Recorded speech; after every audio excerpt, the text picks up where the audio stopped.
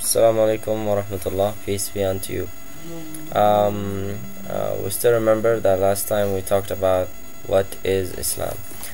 We will make a small revision about what is Islam is and all the previous issues we went through.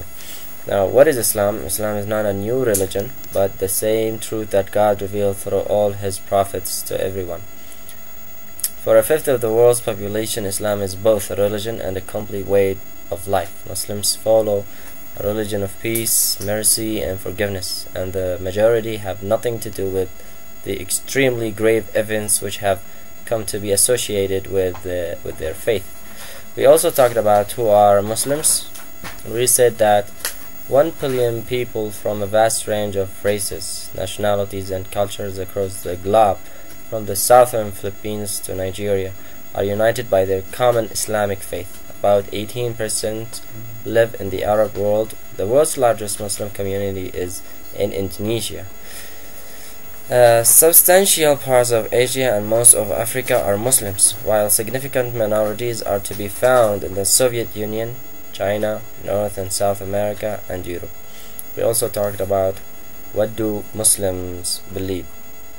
Now, we said Muslims believe in one unique and comparable God and the angels created by Him and the prophets through whom His revelation were brought to mankind, in the day of judgment and individual accountability for actions, in God complete authority over human destiny, and in life after death. Muslims believe in a chain of prophets starting with Adam and including Noah, Abraham, Ismail, Isaac, Jacob, Joseph, Job, Moses, Aaron, David, Solomon, Elias, John the Baptist, and Jesus, peace be upon them all. But God's final message to a man, reconfirmation of the eternal message and a summing up of all that has gone before, was revealed to the Prophet Muhammad through Gabriel. We also talked about how does someone become a Muslim. I don't know if I talked about that, but simply it is by saying there is no God apart from God and Muhammad is the messenger of God. By this declaration, the believer announces his or her faith in all God's messengers and the scriptures they brought. Now, we also talked about what does Islam mean. Islam comes from the Arabic word Islam, simply means submission, and derives from a word meaning peace. In a religious context, it means complete submission to the will of God. Muhammadism is thus a misnomer because it suggests that Muslims worship Muhammad rather than God. Allah is the Arabic name for God, which is used by Arab Muslims and Christians alike. Now, what does Islam often, why does Islam often seem strange? And this is really a good question. I like to share it with you.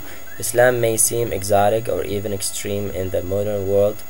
Perhaps this is because religion does not dominate everyday life in the West today, whereas Muslims have religion always uppermost in their minds and make no division between secular and sacred. They believe that the divine law, the Sharia, should be taken very seriously, which is why issues related to religion are still so important. Now, do Islam and Christianity have different origins? No. Together with Judaism, they go back to the Prophet and Patriarch Abraham, and their 3 prophets are directly descended from his sons. Muhammad from the eldest, and Ismail and Moses and Jesus from Isaac. Abraham established the settlement which today is the city of Mecca and built the Kaaba, towards which all Muslims turn when they pray. Now, what is the Kaaba? We also talked about this. We said that the Kaaba is the place of worship which God commanded Abraham and Ismail to build over 4,000 years ago. The building was constructed of stone on what many believe was the original site of a sanctuary established by Adam. Now God commanded Abraham to summon all mankind to visit this place, and when pilgrims go there today, they say at the service, O Lord, in response to Abraham's summons. Now we also talked about who is Muhammad.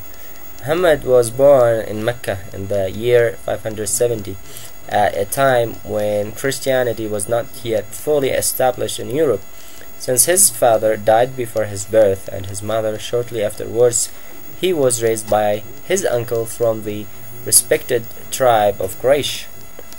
As he grew up, he became known for his truthfulness, generosity, and sincerity, so that he was sought after for his ability to arbitrate in disputes. The historians describe the Prophet Muhammad as calm and meditative. Muhammad was of a deeply religious nature and had long detested the decadence of his society. It became his habit to meditate from time to time in the cave of Hira near the summit of Jabal al-Nur, which is in Mecca, the mountain of light near Mecca. Now, how did Muhammad become a prophet and a messenger of God? I think we also talked about this, but I'll also share it with you. At the age of 40, while engaged in a meditative retreat, Muhammad received his first revelation from God through the angel Gabriel. This revelation, which continued for 23 years, is known as the Quran. As soon as he began to recite the words he heard from Gabriel, and to preach the truth which God had revealed to him, he and his small group of followers suffered bitter persecution, which grew so fierce that in the year 622 God gave them the command to emigrate. This event, the Hijrah, migration, in which they left Mecca for the city of Medina, some like 260 miles to the north, marks the beginning of the Muslims' calendar. After several years, the Prophet and his followers were able to return to Mecca, where they forgave their enemies and established Islam definitively. Before the Prophet died at the age of 63, the greater part of Arabia was Muslim, and within a century of his death, Islam had spread to Spain in the west and as far east as China. Now, how did the spread of Islam affect the world? This question we have not discussed it together, but among the reasons for the rapid and peaceful spread of Islam was the simplicity of its doctrine. Islam calls for faith in only one God worthy of worship. It also repeatedly instructs man to use his power of intelligence and observation. Within a few years, great civilization and universities were flourishing, for according to the Prophet, seeking knowledge is an obligation for every Muslim man or woman. The synthesis of Eastern and Western ideas and of new thought with all brought about great advances in medicine, mathematics, physics, astronomy, geography, architecture, art, literature, and history. Many crucial systems such as algebra, the Arabic numeral system, and also the concept of the zero, vital to the advancement of mathematics, were transmitted to the medieval Europe from Islam. Sophisticated instruments which were to make possible the European voyages of discovery were developed, including the astrolabe,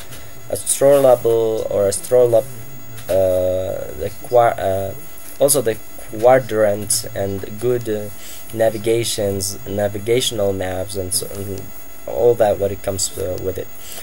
Okay, we also talked about what is the Quran. And we said that the Quran is a record of the exact words revealed by God through the angel Gabriel to the Prophet Muhammad.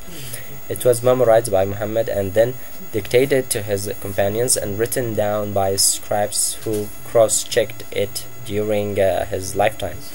Not one word of its 114 chapters, surah, which we call in Arabic, has been changed over the centuries, so that the Quran is in every detail the unique and miraculous text which was revealed to Muhammad 14 centuries ago. Now, what is the Quran about? The Quran, the last revealed word of God, is the prime source of every Muslim faith and practice. It deals with all the subjects which concern us as human beings: wisdoms, doctrine, worship, and law. But its basic theme is the relationship between God and His creatures. At the same time, it provides guidelines for a just society, proper human conduct, and an equitable economy system. Now, another question, which is, are there any other sacred sources? Yes, the Sunnah, which is the way of the Prophet Muhammad, which is the practice and example of the Prophet, is the second authority for Muslims. A hadith, we call it a hadith, which is everything that the Prophet Muhammad speak or talked about, we believe is a reliably transmitted report of what the Prophet said, did, or approved through his life or through his companions. It was transmitted through his companions, reliable companions. Belief in the Sunnah is part of the Islamic faith.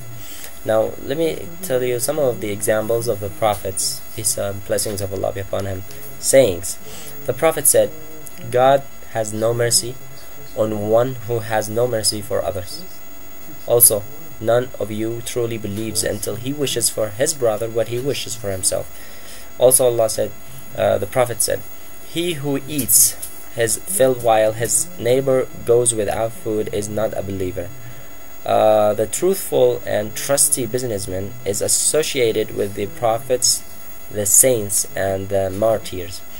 Also said, powerful is not he who knocks the other down. Indeed, powerful is he who controls himself in a fit of anger. Also, the Prophet said, God does not judge according to your bodies and appearances, but He scans your hearts and looks into your deeds. A man walking along a path felt very thirsty. This is also one of the Prophet Muhammad's sayings. He said that a man walking along a path felt very thirsty. Reaching a well, he descended into it, drank his fill, and came up. Then he saw a dog with its tongue hanging out, trying to lick up mud to quench its thirst. Then the man saw that the dog was feeling the same thirst as he had felt, so he went down into the well again and filled his shoe with water and gave the dog a drink. God forgave his sins for this action. The Prophet was asked, Messenger of God, are we rewarded for kindness towards animals? He said, there is a reward for kindness to every living thing. From the hadith collections of Bukhari, I give you these sayings of the Prophet. We will talk inshallah next time about what are the 5 pillars of Islam, which is something is very important. Now, for now, Assalamu alaikum wa rahmatullahi wa barakatuh.